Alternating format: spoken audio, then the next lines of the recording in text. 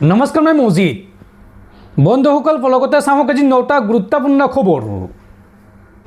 প্ৰথমটো খবৰ, প্ৰতিটো বাংলাদেশী মিয়াক ভাৰতৰ পৰা খেদি পঠিওৱা হ'ব। কৃষ্ণৰ ৰূপ লৈ বিজেপিয়ে চলাব সুদৰ্শন চক্ৰ। মমতা বেনাৰ্জীৰ ভেটি কপাই এই গৰ্জন মুখ্যমন্ত্ৰী হিমন্ত বিশ্ব শৰ্মাৰ। পশ্চিমবংগৰ মুখ্যমন্ত্ৰী মমতা বেনাৰ্জীৰ ভেটি কপাই এইবাৰ গৰ্জন মুখ্যমন্ত্ৰী হিমন্ত বিশ্ব শৰ্মাৰ। কৃষ্ণৰ ৰূপ লৈ বিজেপিয়ে চলাব সুদৰ্শন চক্ৰ। প্ৰতিটো বাংলাদেশী মিয়াক ভাৰতৰ পৰা খেদি পঠোৱা হ'ব।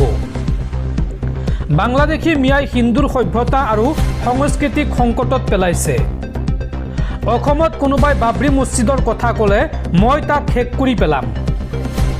পশ্চিমবংগতো একে স্থিতি গ্ৰহণ কৰা হ'ব। পশ্চিমবংগ আৰু অসম একগোট হ'লে বাংলাদেশী মিয়াৰ নিস্তাৰ নাই। যদি পশ্চিমবংগত তৃণমূল কংগ্ৰেছ জয়ী হৈ থাকে তেন্তে আগন্তুক 20 বছৰৰ ভিতৰত পশ্চিমবংগ ধ্বংস হৈ যাব। পশ্চিমবংগত বিজেপি চৰকাৰ অহাৰ লগে লগে নিষিদ্ধ মাংস সম্পূৰ্ণৰূপে বন্ধ হ'ব। পশ্চিমবংগ কাৰো পৈতৃক সম্পত্তি নহয়। বাবৰি মছজিদৰ সপোন দেখাটো বন্ধ কৰক। বংগ ৰবীন্দ্ৰনাথৰ ভূমি। মমতা বেনাৰ্জীৰ ভেটি কবাই এইদৰে গৰ্জন মুখ্যমন্ত্ৰী হিমন্ত বিশ্ব শৰ্মাৰ। পশ্চিমবংগত নিৰ্বাচনী প্ৰচাৰ চলাই এইদৰে মন্তব্য কৰিছে মুখ্যমন্ত্ৰী হিমন্ত বিশ্ব শৰ্মাই। পৰৱৰ্তী খবৰ, দেশবাসীলৈ আন এক উদ্বেগজনক খবৰ। 2026ত এইবাৰ গৰমে ভংগ কৰিব সৰ্বকালৰ অভিলেখ। মহাৰাষ্ট্ৰত 44 ডিগ্ৰী পৰ্যন্ত বৃদ্ধি পাইছে তাপমাত্ৰা আৰু এইবাৰ সমগ্ৰ দেশতে স্বাভাৱিক তাপমাত্ৰাতকৈ 4 পৰা 8 ডিগ্ৰী পৰ্যন্ত বৃদ্ধি পাব দেশৰ তাপমাত্ৰা। এই সন্দৰ্ভত দেশজুৰি এলাৰ্ট জাৰি বতৰ বিজ্ঞান কেন্দ্ৰৰ। 2026ত গৰমে ভংগ কৰিব অভিলেখ।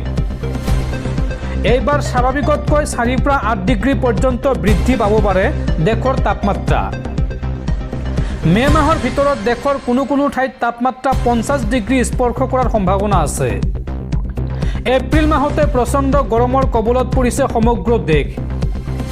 মহাৰাষ্ট্ৰত 44 ডিগ্ৰী পৰ্যন্ত বৃদ্ধি পাইছে তাপমাত্ৰা। মহাৰাষ্ট্ৰৰ কেইবাখনো জিলাত 44ৰ পৰা 45 ডিগ্ৰী পৰ্যন্ত বৃদ্ধি পাইছে তাপমাত্ৰা। মহাৰাষ্ট্ৰৰ আকোলাত 44.2 ডিগ্ৰী চেলছিয়াছ পৰ্যন্ত বাঢ়িছে তাপমাত্ৰা।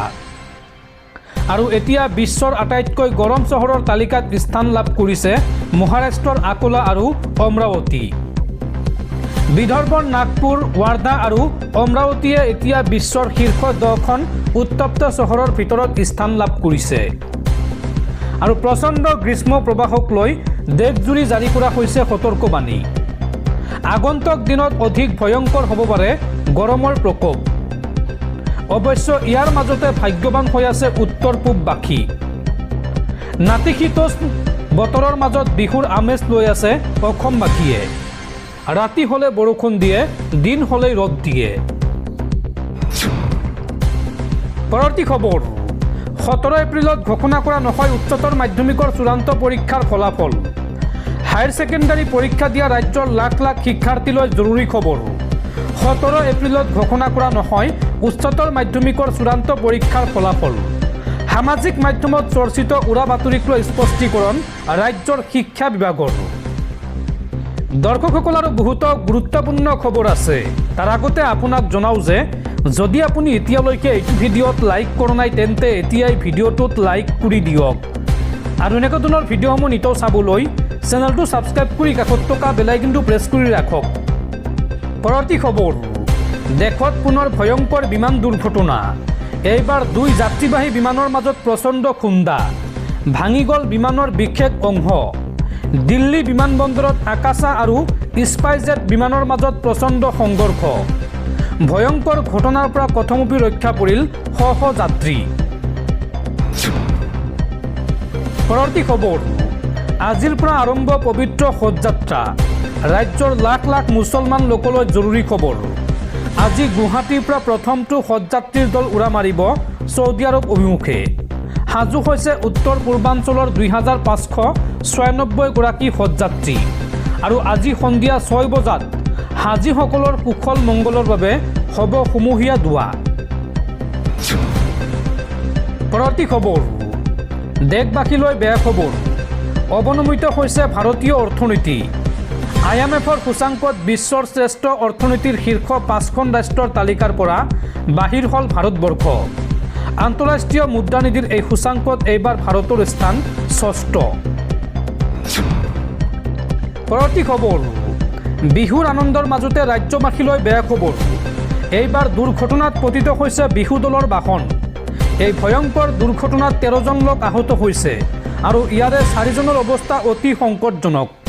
লখিমপুৰত সংঘটিত হৈছে এই ভয়ংকৰ পথ দুৰ্ঘটনা। বিহুৰ আনন্দৰ মাজতে ৰাজ্যত ভয়ংকৰ দুৰ্ঘটনা। দুৰ্ঘটনাত পতিত হৈছে এইবাৰ বিহু দলৰ বাহন আৰু এই ভয়ংকৰ দুৰ্ঘটনাত 13জন লোক আহত হৈছে। ইয়াৰে 4জনৰ অৱস্থা গুৰুতৰ অৰ্থাৎ অতি সংকটজনক। নিয়ন্ত্ৰণ হেৰুৱাই ৰাজপথত বাগৰি পৰে বিহু হুঁচৰি দলৰ বাহন আৰু আহতসকলক লখিমপুৰ মেডিকেল কলেজ হাস্পতালত ভৰ্তি কৰোৱা হৈছে। এই ভয়ংকৰ দুৰ্ঘটনাৰ পিছতেই সৃষ্টি হৈছে উত্তপ্ত পৰিস্থিতিৰ। লখিমপুৰ জিলাৰ নাৰায়ণপুৰৰ জখৰীয়াত সংঘটিত হৈছে এই ভয়ংকৰ দুৰ্ঘটনা। পৰৱৰ্তী খবৰ, মেঘালয় চৰকাৰৰ ঐতিহাসিক সিদ্ধান্ত। এতিয়াৰ পৰা মেঘালয়ৰ চৰকাৰী ভাষা হিচাপে ব্যৱহাৰ হ'ব খাচী আৰু গাৰো ভাষা। মুখ্যমন্ত্ৰী কনৰাড চাংমাৰ অধ্যক্ষতাত অনুষ্ঠিত হোৱা কেবিনেট বৈঠকত লোৱা হৈছে এই বৃহৎ সিদ্ধান্ত। পৰৱৰ্তী খবৰ, ৰাষ্ট্ৰীয় স্বয়ংসেৱক সংঘ চমুকৈ RSSৰ 100 সংখ্যক প্ৰতিষ্ঠা দিৱস উপলক্ষে বিজ্ঞাপনৰ বাবদ কেন্দ্ৰীয় চৰকাৰৰ ৰাজকোষৰ পৰা ব্যয় হৈছে ৭৬,১৩,১২৯ টকা। বিভিন্ন বাতৰি কাকতত বিজ্ঞাপন প্ৰকাশন নামত এই ধন ব্যয় কৰিছে কেন্দ্ৰীয় চৰকাৰৰ সাংস্কৃতিক মন্ত্ৰালয়ে। তথ্য জনাৰ অধিকাৰ আইনৰ অধীনত অজয় বাসুদেৱ বসুৰ প্ৰশ্নত মন্ত্ৰালয়ে প্ৰকাশ কৰিছে এই তথ্য। পৰৱৰ্তী খবৰ, ভাৰতলৈ আহিব দক্ষিণ কোৰিয়াৰ ৰাষ্ট্ৰপতি। 19 এপ্ৰিলত 3দিনীয়া ভ্ৰমণসূচীৰে ভাৰতলৈ আহিব দক্ষিণ কোৰিয়াৰ ৰাষ্ট্ৰপতি লী জে মিউং। প্ৰধানমন্ত্ৰী মোদীৰ সৈতে গুৰুত্বপূৰ্ণ বৈঠকত মিলিত হ'ব দক্ষিণ কোৰিয়াৰ ৰাষ্ট্ৰপতিগৰাকী আৰু এই সময়ছোৱাত কেইবাখনো বুজাবুজি চুক্তিত স্বাক্ষৰ কৰাৰ সম্ভাৱনা আছে। প্ৰতিৰক্ষা আৰু বাণিজ্য সম্পৰ্ক অধিক শক্তিশালী কৰাৰ লক্ষ্য এই দুয়োখন দেশৰ। লগতে ৰাষ্ট্ৰপতি দ্ৰৌপদী মুৰ্মুকো সাক্ষাৎ কৰিব দক্ষিণ কোৰিয়াৰ ৰাষ্ট্ৰপতিগৰাকীয়ে। পৰৱৰ্তী খবৰ, প্ৰকৃত ভোটাৰৰ ভোট দিয়াৰ পূৰ্ণ অধিকাৰ আছে নিৰ্বাচনত। ভোটাৰ তালিকাৰ পৰা নাম কটা যোৱা ভোটাৰৰ বাবে ডাঙৰ খবৰ। ট্ৰিবিউনেলৰ পৰা ক্লিন চিট পোৱা লোকে দিব পাৰিব নিৰ্বাচনত ভোট। পশ্চিমবংগৰ নিৰ্বাচনৰ বাবে এই বৃহৎ ৰায়দান দেশৰ সৰ্বোচ্চ ন্যায়ালয়ৰ।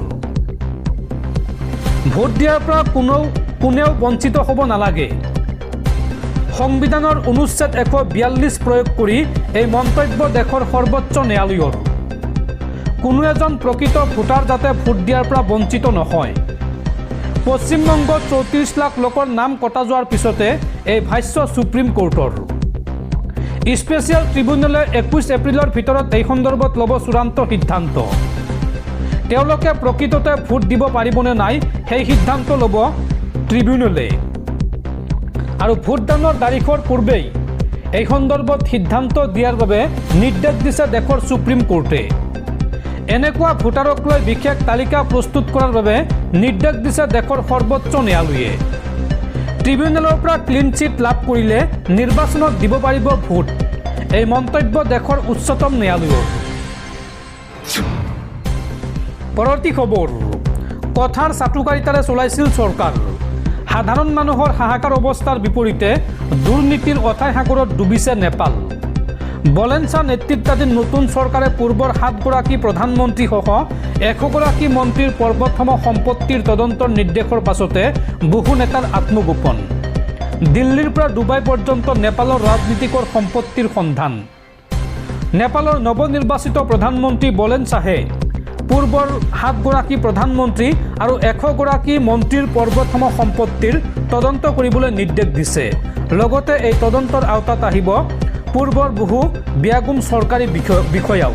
এই সন্দৰ্ভত এটা নতুন বিভাগ গঠন কৰিছে নেপালৰ নতুন চৰকাৰে আৰু তাৰ পিছতে আত্মগোপন কৰিছে বহু নেতাই আৰু নেপালত এতিয়া নতুন দিশৰ সূচনা হৈছে, নতুন যুগৰ আৰম্ভ হৈছে নেপালত।